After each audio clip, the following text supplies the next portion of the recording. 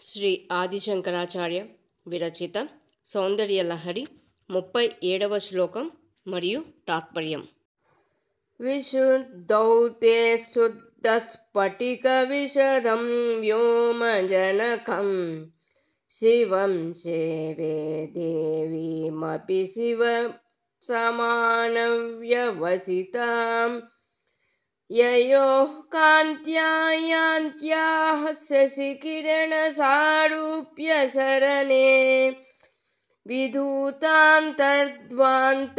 విలసతి చకోరీవ జగతి.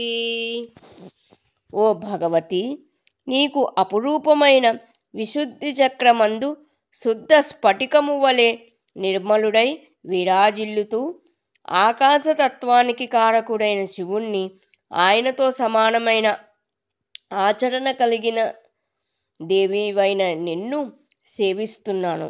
మీ ఇరువురు నుండి వెలువడే వెన్నెల దాడుల వంటి కాంతిచే ఈ జగత్తు అంతర్గతమైన చీకటి అంధకారము నుండి దూరమై ఆడ చకోర పక్షి వలె ఆనందిస్తున్నది. విశుద్ధ చక్రంలోని శివశక్తులు వ్యోమేశ్వరి వ్యోమేశ్వరులు.